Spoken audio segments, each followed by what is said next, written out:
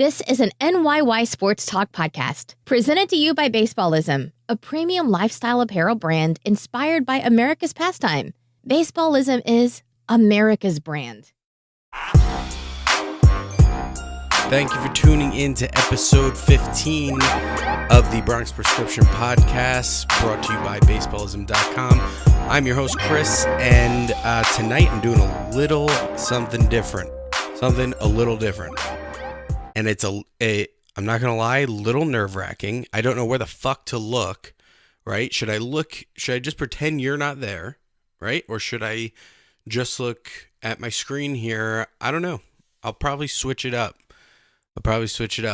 I'll start by apologizing because I started the podcast because no one could see me, right? And now you're forced to look at me if you're watching this. But I hope you kind of enjoy it because I'll be honest, okay? Before I go into anything, I'll be honest for a second. Never watched the Joe Rogan experiment, his podcast. My brother was telling me about an episode, That Guy Rye, and I was like, you know what, fuck it, I'm going to watch it. So I watched it, and I got to be honest. It was so much more entertaining for me to watch something than to simply just listen to it. I'm that type of person where, like at school, I didn't listen to a word that was said. I need to be shown it. I need to see something visually. So I enjoyed it, and we've been talking at NYY Sports Talk. Me, Christian, That Guy Rye, anyone else involved. We've been talking about how important video is right now, something we were definitely going to incorporate by the start of the 2019 season. So this is kind of an experiment here, and fuck it. I mean, I'm just going to see how it goes. I am battling a little bronchitis, so to everyone who I kissed hello this past weekend and didn't tell them I was sick, sorry, I apologize, but you're probably sick. I had to do this show, and I was starting to break down. I'm so all over the place with this show, but I don't care because I started recording this in the off season because I know how I am, right? And I know how my brain works. I know that I was going to start in one direction, and I might have to experiment a little bit before I find the show that I enjoy the most and that I think is the most entertaining. And I'm a little all over the place. Like this last week, I'm like, I haven't been that consistent with it. Life's been a little hectic. I was going to bang out like 20 shows. Not 20. I was going to bang out like 14 shows leading up to opening day and just kind of break down everyone on the Yankees roster. But then the rule changes happen, and it's just something I'm so passionate about that I have to talk about it because I know people are making a big deal of it, but I don't think they're making a big deal of it for the right reasons. At least some people. I have talked to some people who feel exactly the same way as I do. But I'll just start with this. Some of the rules I actually like. And if you're a fan of our main show, if you listen back to this show, I say the main show every episode. And it's part to get you to listen to it and part because I just don't know what else to call it. But on the NYY ST podcast, if you listen to our most recent episode 105, this is going to be a little redundant, but I'm going to get into it a little bit more on my own show.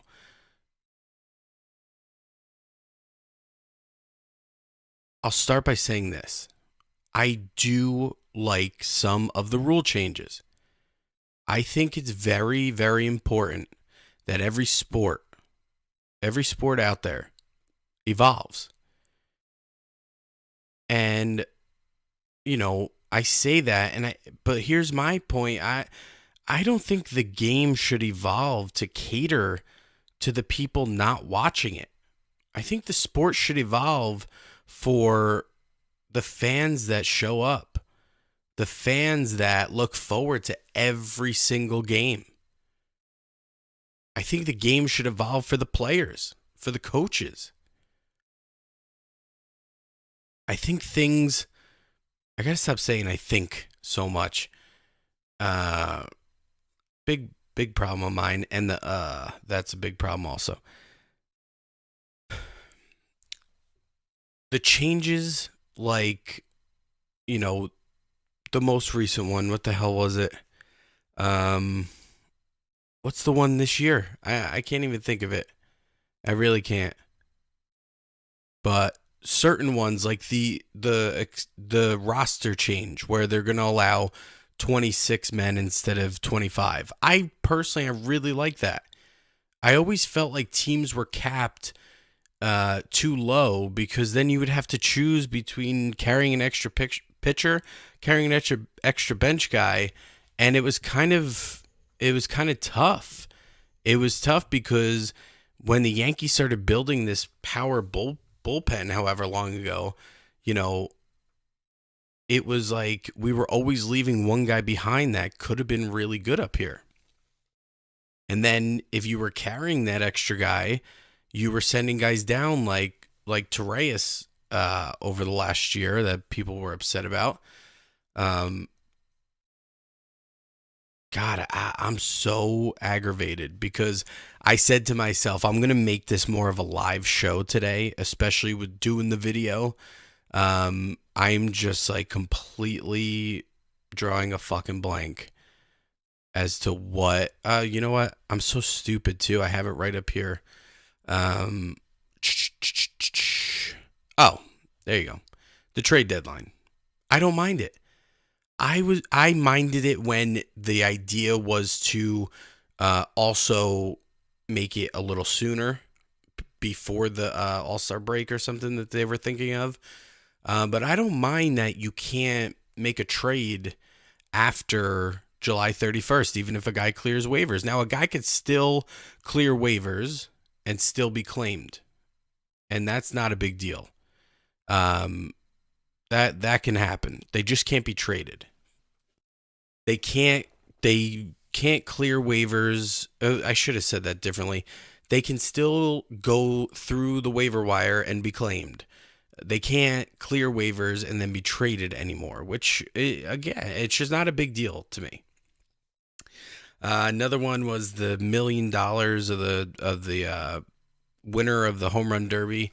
I won't get too deep into this, but again, we discussed it. I kind of had a little debate on episode 105 of the NYY SPORTS podcast, where I said, I think it's kind of dumb, because obviously the goal behind it is to incentivize some of the bigger guys to show up and, excuse me, the guys like Bryce Harper, Aaron Judge, Stanton, any of those guys who are kind of like taken back by the home run derby now, and they're like, you know what, it fucks up my swing, I'm not going to do it. I want to focus on my team. I'm on a team that could win the World Series, so on and so forth. What is $1 million going to do to a guy? I mean, Aaron Judge is a little different, but he does have that Pepsi deal, and he is the face of the franchise. But what is $1 million going to do for a guy like Stanton or Bryce Harper? It's not going to do shit. They make $1 million a game, it feels like. So $1 million isn't going to do anything. What I mentioned was it should really be $1 million to their charity of choice or their foundation, because then they're going to feel a little bit of pressure and say, I have the opportunity to win $1 million for obviously people or anyone out there who's in need and who my foundation or whatever, my charity of choice supports. And at that point, at least they're going to think about it. These guys didn't even blink at $1 million. They don't give a shit about $1 million. $1 million to them is like $100 to us. And for $100, if you're talking about risking, your swing for the rest of the season, if you're, one of us here, it might not be worth it. But that's just my opinion on that. Again, not a big deal. It's the home run derby. No one really gives a shit anyway. My biggest issue, and I'm someone who grew up playing baseball, who didn't just play, wasn't just a diehard Yankee fan, but I truly fell in love with the game. My wife, my kids, they'll tell you, anyone who knows me will tell you I have an unhealthy passion for baseball, just in general. And, for me to see the game being compromised, and I think that's a big difference, the game evolving and changing to the game being compromised, that's what bothers me. Baseball is a meticulous sport. Just like a lot of sports out there. There's a lot involved. So to the casual fan, when, it's taken 20 seconds in between pitches, or the game seems to be at a slow pace, to someone like me, or even if you didn't play the game, just someone who's grown up watching it your whole life, you start to understand why the pace is the way it is. Now, there's certain assholes out there, and I love Dellin Betances, but we talk about it all the time. Oh my God, I have bronchitis. He's one of those guys who, in between pitches, he's wiping his sweat off. He's going to the back of the mound. He's singing a song in his head, doing a little shimmy, whatever. And it's unnecessary. Just like you have batters who step out of the box every single time, and they made that bullshit rule where the batter can't step out or they'll be penalized, and no one ever enforced it. There's pitchers out there that do that too. And those are the things that, if you want to start, speeding up the game in that sense, I'm okay with those things, like the pitch clock. But it's the way they implement it. Not that they've implemented it. I shouldn't use that word. It's the way they present the rule, right? Why is the rule 20 seconds for the pitcher to get the ball, get back on the mound, and throw the pitch or come set or whatever? Let's make the rule from when the pitcher gets the ball back from the catcher to when he gets back on the mound and looks in and gets a sign. Let's make the rule for the time in between when he's not a pitcher. When Dellin Betances isn't a pitcher, he's Dellin Betances. And he decides to, take his time to become a pitcher again. Let's eliminate that stuff. If you want to. It doesn't bother me. The longer the game, the better for me. But why start compromising what a pitcher is doing when he's a pitcher and not just someone who's slowing down the game? I was a pitcher. Was I good? No. Was I bad? No. I played in college, D3 school, and I said to myself a couple weeks ago that, I'm not really a stat guy. I'm not someone who's into the stats as much as most, especially nowadays. That's not to say I don't think they're important and that I don't look at them and that I don't base a lot of my opinion off of them. What I mean by that is, like, I can't tell you what a lot of guys did in the last few seasons because I'm more of a gut guy. Not like because I'm fat and overweight, because I am. But more of like, I just feel what I see and I see what I feel. And stats are secondary to me.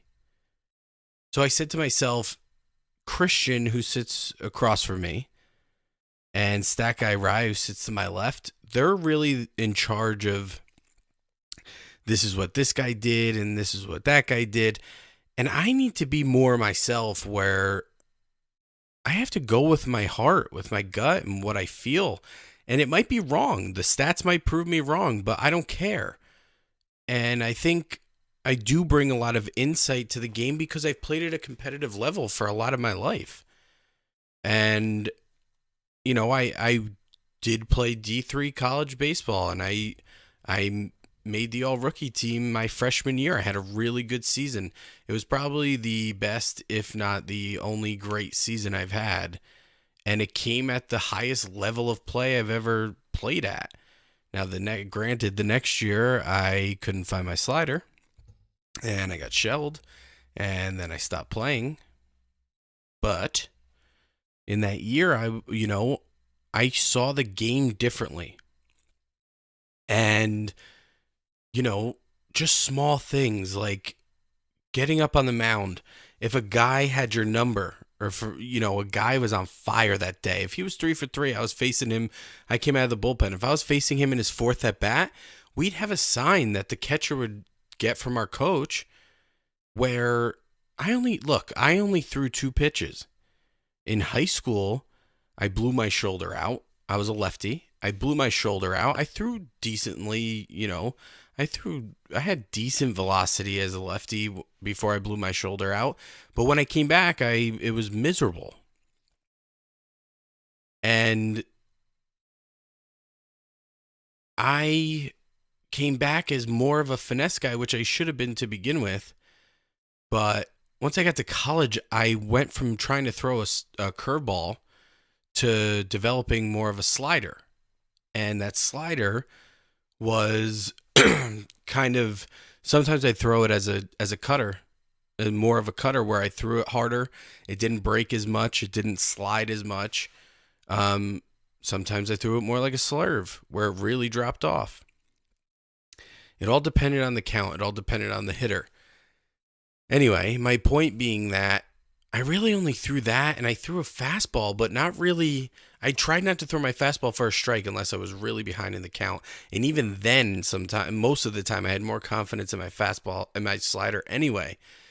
So anyone who had a scouting report on me knew I only threw 2 pitches. So what does that do? What does that do for a batter? Now, if you're Mariano Rivera, it doesn't do anything because your 1 pitch or 2 pitches that you throw are so dominant, it doesn't matter if they know it's coming. But for someone like me, for someone who only has a couple pitches, say, that isn't as dominant out there as most guys in Major League Baseball, that gives the batter an advantage right off the bat. And as a pitcher, it's your job to kind of hone it back in and set the pace the way you want it to be. That batter is on your terms. He's not on yours, because he already has the advantage. And it's your job to throw him off. How does he have the advantage? He's already 3 for 3. He knows you only got 2 pitches. And you're not really the most dominant guy in the league, but you're a decent pitcher. He has the advantage. Anyone watching the game is saying he's going to kill him. He's going to hit a home run. He's on fire. So what do? As a pitcher, you need to completely throw him off. You need to make the game go at your pace. We used to have a sign. I'd look in. Catcher would put the sign down. And all it meant was every sign he gives me, I just shake my head no. I'd look in. No. No. No. Batter would step out of the box. Call timeout. Now, that batter is going, shit. I thought this guy only had 2 pitches. He's fucking shaking off his catcher 17 times. What the fuck is this guy trying to throw? I don't know what the fuck's coming. I was waiting for a slider or one of his shitty fastballs down the plate. But now I don't know. Maybe he developed a new pitch. Maybe he's got a few more tricks up his sleeve that he hasn't shown me yet. and you start to psych him out. You start to kind of make him question his approach. And that's, as a pitcher, you can't be put on a time clock and do something like that. You can't. All you're worrying about is getting back on the mound, getting a sign, and throwing the ball. And it's like every fucking rule change I read is to make a disadvantage for the pitcher. Why are we doing that? Why? Because they're too good? Since when do we penalize people in sports for being too talented? They talk about pace of play, right? I had this argument on Twitter, and you know what?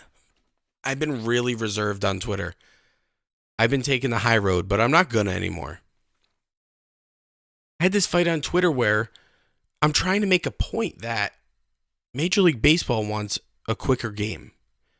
And by quicker game, all you jerk-offs out there that attacked me for it, by quicker game, I didn't mean like they want a 20-minute game and that's it. I meant a quicker game, a game that you're watching that's quick.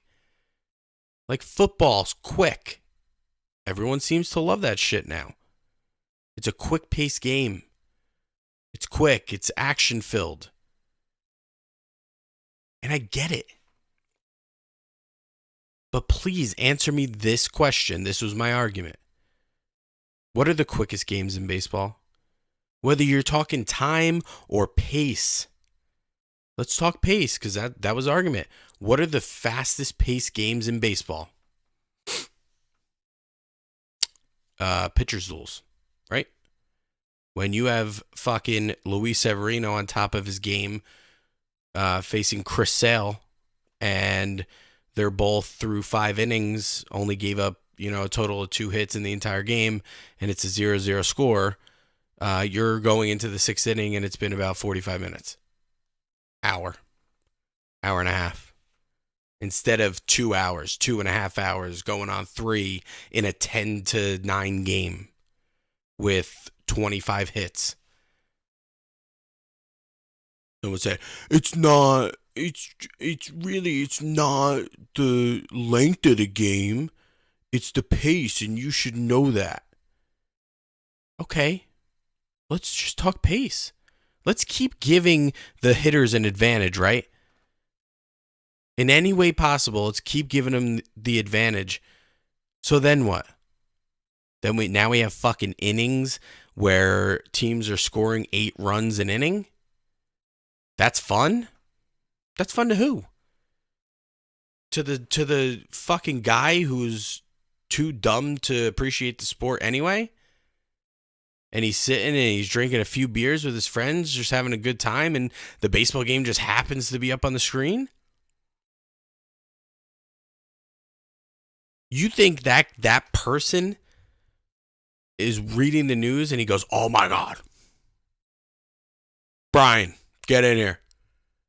Look at this newspaper. Look at this. Major League Baseball, which I fucking hate and I never watch, is making pitchers next year throw to a minimum 3 batters an inning. That's it. I'm in. I fucking love this sport now. I'm going to watch every game, 162 of them, even though most people who love the sport more than their families don't even watch 162 games, but I'm going to now. And you know what?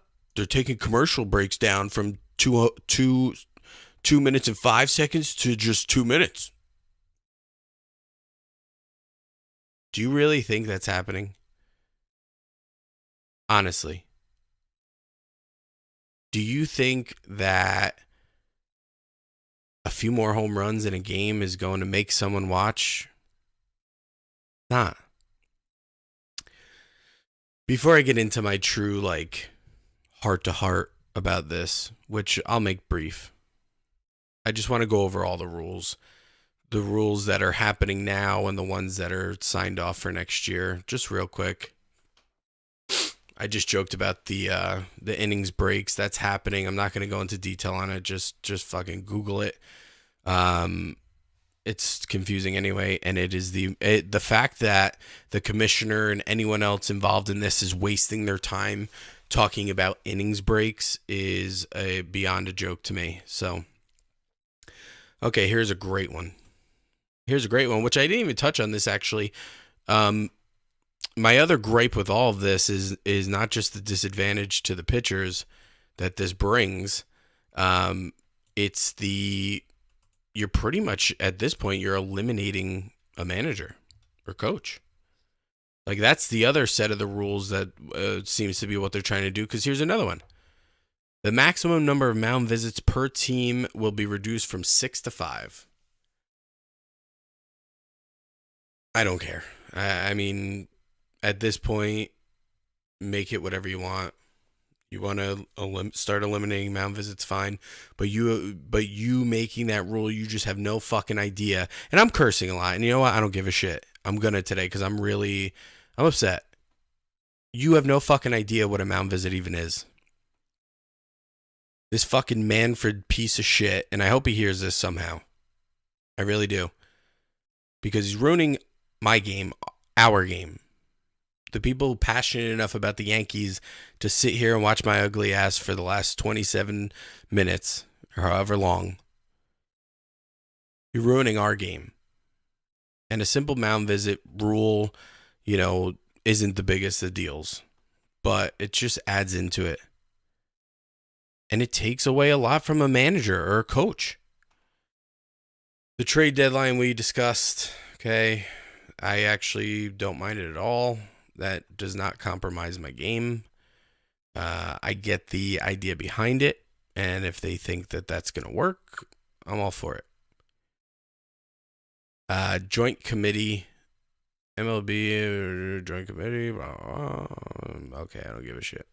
The All-Star game, don't really care about that. I think they're just talking about a lot of the home run derby shit. So those are the three big things, right? Trade deadline, mound visits, inning breaks for this year. Was there another one here and the home run derby? Let's see if I can. I can't even read this shit. Active roster limit. That'll be for the 2020 season. Elimination of the 40-man roster come September, which I like. Again, I like all those things. Number of pitchers a team could carry. The two-way player bullshit, where if a position player is going to pitch, he has to be listed or designated as a two-way player. That's just pretty much the Shohei Ohtani rule at that point. Let's see. Okay. I'll start with this. The injured list option period of pitchers went from 10 days to 15. Fine. Now here's where I just lose my shit. Someone who you all probably know if you're a podcast fan at this point and you're a Yankee fan, tweeted the other day that the Yankees would only be affected by this like 2 times last year. So this rule didn't really matter to him. Okay, I'm fine with that. That's your opinion. And that's the way you're, taking in these rules. That's cool. I see it completely different. I don't care how many times the Yankees were affected by it or would have been affected by it. How many times a pitcher came in and faced less than 3 batters anyway. I don't care. What I care about is, first and foremost, again, you're compromising the strategy of the manager. You really are. I mean, now it's not even. That's it. You're bringing a guy in for an inning. He has to face at least 3 batters. There's no mixing and matching there. There's none of that. But beyond that, and this is where I get a little deeper. I love baseball for many reasons. I love the Yankees for many reasons. But there's one reason to me that stands out the most, because I can't find any other sport that I can say this about. Maybe in certain senses I can, but there's one thing about baseball that I love. And it's that there's no limit to anything. There's really not. Can a pitcher throw 100 pitches to one batter? I didn't ask, is it possible? I didn't ask, is it likely? I didn't ask, have you ever seen it happen? I didn't ask, would it ever happen? I simply asked, can it happen? Is it possible? Nobody can look you in the eyes and tell you, no, it is impossible for a pitcher in Major League Baseball to throw 100 pitches to one batter. Nobody can tell you that that's impossible. They can tell you that it would never happen. Like, theoretically, it would never happen. The manager would never let him get that far. His arm would probably fall off before. Okay. But can it happen? Yeah. It can. Can a game start at 7 at night and not end until 7 o'clock the next night? Can it go 150 innings? I'm being, kind of an asshole. I'm exaggerating to an unrealistic limit, but I'm doing it for a reason, because I just want you to hear my point. And I think the only way I can truly get it across is by exaggerating it. Yes, a game can go 24 hours in baseball. A game could go 150 innings. Shit, it could go 365 days if there was no winner. That's what I love about baseball. I love that one at bat can take 15 minutes. Do I particularly enjoy it? Watching Brett Gardner fell off 25 pitches in a row? Not necessarily, but it's what I love about the game. I love that element of the game. And what these rules are trying to do is they're trying to put a limit. They're trying to cage this game and hone it in and wrap their arms around it. And for who? For who? Not for me. Not for you. Not for the people who don't just go to games to get wasted and tell everyone they're a Yankee fan when they've watched probably 10 games in the last 3 years. It's for us. It's hurting us. The fans who, barring a couple events that, you can't get out of, you're watching every single game. For, hurting someone like me who I'll tell you right now. My best friends will tell you right now. I'll be at their wedding. If a Yankee game's on, I'm watching the fucking game on my phone right on the table. Not because I don't love them or that I'm not happy I'm at their wedding. But that's my love. outside of my family and friends, I only really have one passion, which translates into doing this show.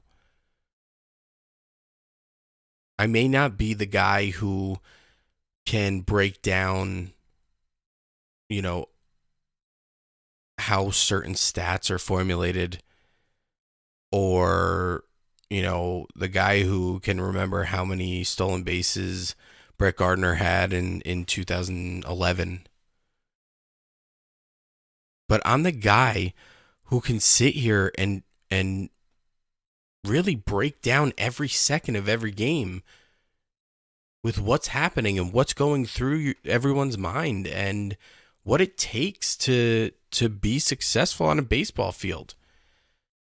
I just didn't, and just like most people, I just didn't have the talent to do it. But I sure as hell know what it takes.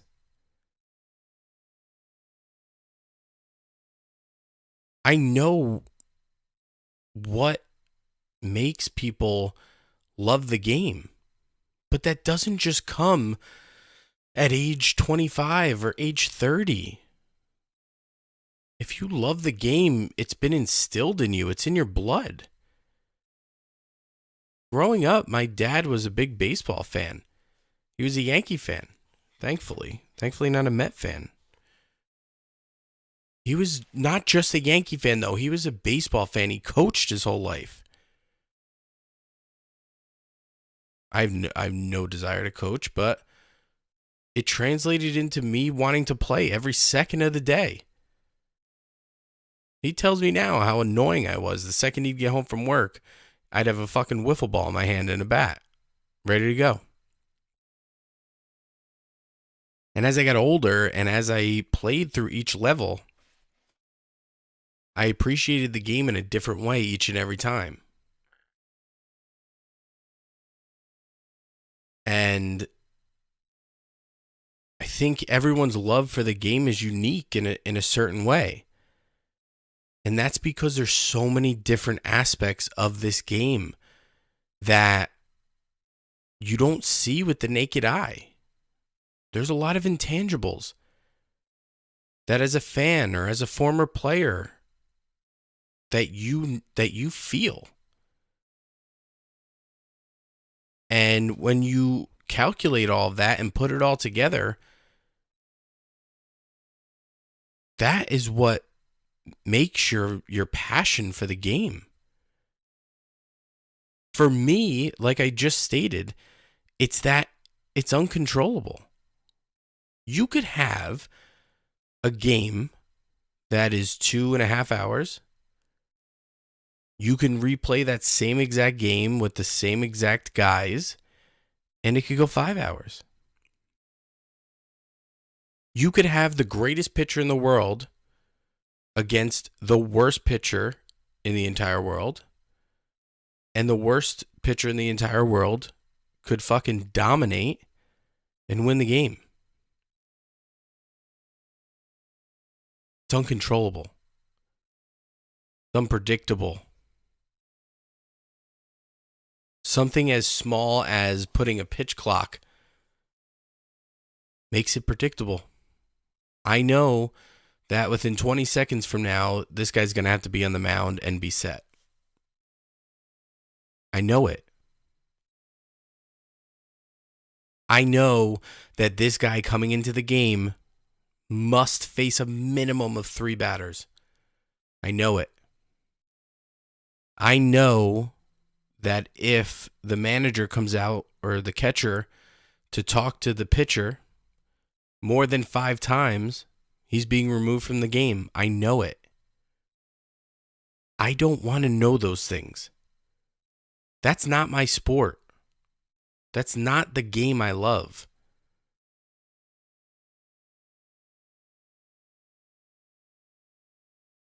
It's just not. It never will be. Am I going to live with them? Of course. Because at the end of the day, I love the sport more than anything. And just like the game evolves, I'll evolve with it. But it doesn't mean that in this moment I'm happy about it. it doesn't mean that I think it's right or that I even think any of this shit's going to stand. Honestly, like the three batter minimum, that honestly, I will bet my, I'm not even gonna go down that road. I'll bet anything that rolls out after a year or two. I'll bet anything. It will not work. You'll have guys faking injuries, faking tightness. It'll be a shit show. It really will be. I'll wrap up with this. And fucking, I do this every episode. If you're listening in I'm not gonna look at the video because you're clearly not listening in Apple Podcasts if you're watching this. So I'll look over here. If you're listening in Apple Podcasts or iTunes, please subscribe to the show, rate and review. I hope you enjoyed it. If you're watching on YouTube, now look at you. If you're watching on YouTube, Facebook, whatever, please subscribe to the YouTube channel, the NYY ST Podcast YouTube channel. Please comment, give me a little thumbs up. I don't know, whatever. It's 1 o'clock in the morning now. Technically Monday, 1 o'clock in the morning. I still have to edit this shit, publish it. I'm going to be up for a while. I'm starting to get tired. But I'll end with this. I presented this the other day. I'm not knocking anyone who loves soccer, football, basketball. I don't like those sports. I don't even like football. I mean, it's not that I hate it. I watched like every playoff game. I was entertained. I know a decent amount about the sport. I can talk about it. When I watch it, I know what's going on for the most part. I'm such a baseball guy, and I've always been so fed up with football. Like in high school, we had literally the greatest high school baseball team to go through my high school. And we had maybe 10 people at our games. The football team was fucking negative 7 and 28, and they had 4,000 people at every game. And that shit pissed me off. And I saw right then and there, 10 years ago, however long ago it's been. Yeah, over 12 years ago. I saw right then and there where this country was headed. I think I got a little, gotta do a little, I don't know why, I guess I moved too much here. And my focus, there we go, hey.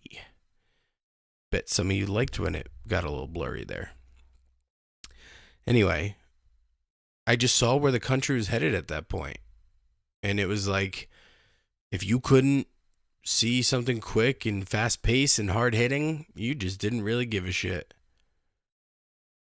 Now, a little contradictory to that is that most people don't even want their kids playing football anymore because of all these injuries that are coming from them. All these brain injuries, whatever. Wow, fucking tired. Anyway, to my point, real quick. I'm not knocking those sports. I'm not knocking basketball, football, soccer. I'm not saying you're a fucking moron if you like them, if you play them, if you are passionate about them. All I'm telling you is I'm not. And there's a good reason why I'm not. It's because I don't understand the game and appreciate it on the level that I feel is needed to be a true passionate fan. And this isn't a knock on football or football fans, but the sport is entertaining.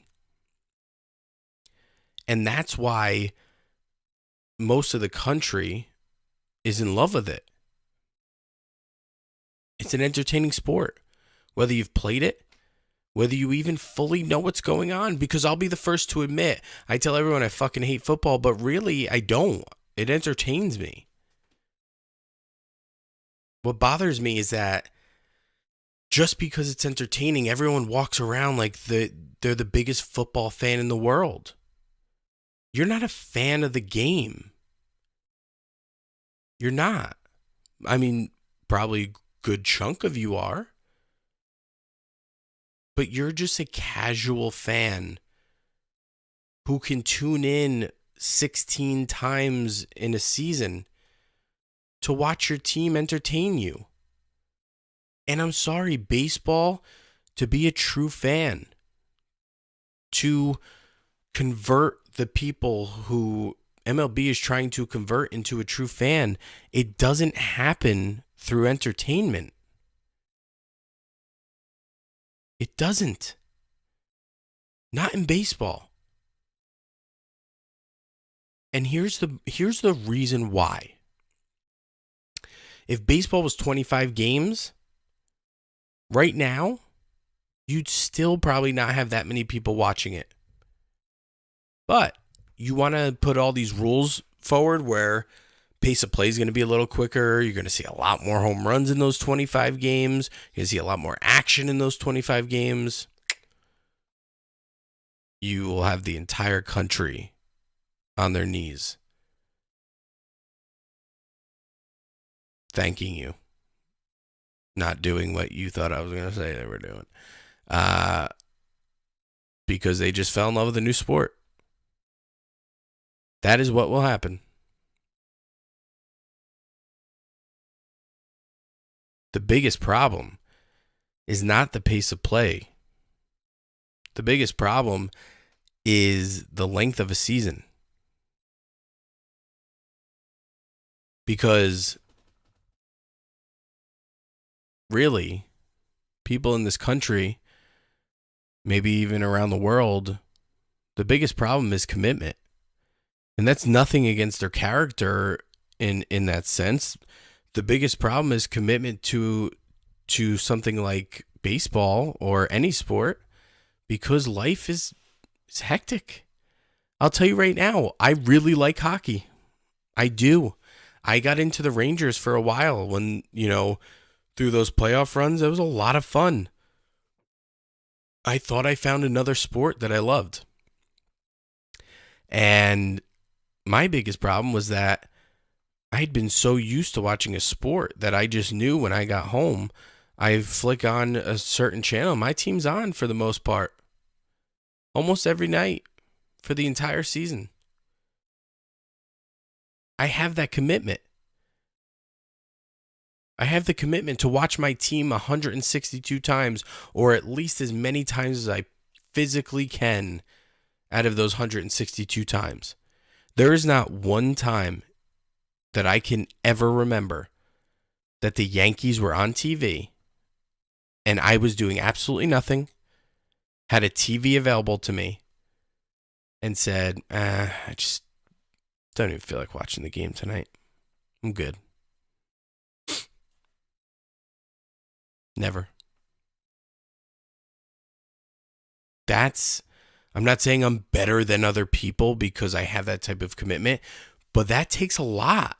You need to have more than just wanting to be entertained on your mind.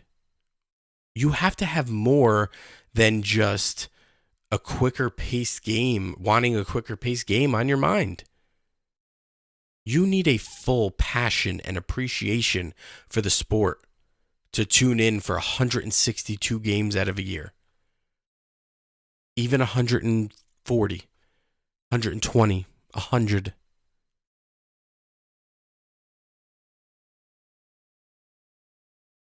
You want to talk to me about entertainment without having an appreciation of that level of the sport? Give me 16 games. Give me football. That's not to say there's not millions of football fans out there that love the sport because they've played it and appreciate it at that kind of level.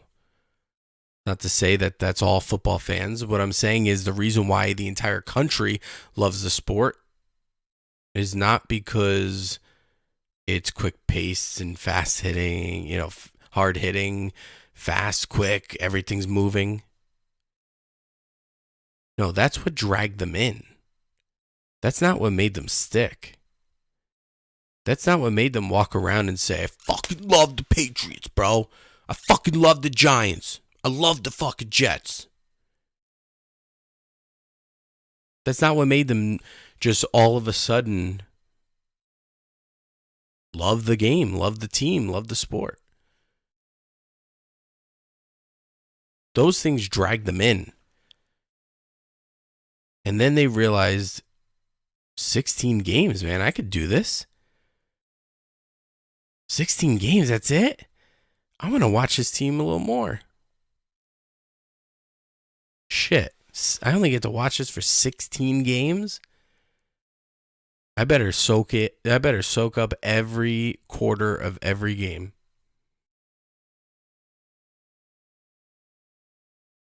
But when you got 162 games of a sport that is slower paced and has a lot going on that most people don't understand because they've never played at that type of level to understand it, a very intellectual sport. And normally I joke here and say, yeah, you're fucking dumb. That's why you don't love the game, because you're not smart enough to appreciate it.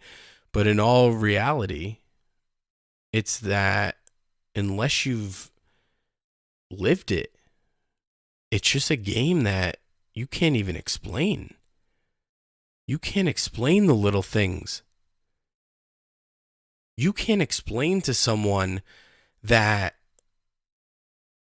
a shortstop is picking up on the signs from the catcher and then relaying a sign behind his back to the outfielders to let them know what's coming and where it's being pitched, to give them a better probability of being positioned in the right spot. You know, Alex Rodriguez used to call pitches? He used to call pitches and let his fielders know what was coming. Outside fastball. Oh, we better play this guy to hit one oppo. Third baseman better be on his toes. Left fielder better be hugging the line. Inside fastball. Oh shit, he might turn on this. Right fielder, get a little closer to the line. He might pull one. People don't realize that, and they shouldn't have to. But those little things that happen, those little things that make up the slower paced game, if you don't appreciate them, you're never going to stick around. And then even when you try your best as the commissioner of baseball, as Major League Baseball, to start eliminating that time where those things happen, to start making it more of pitcher gets ball, pitcher throws ball, batter hits ball.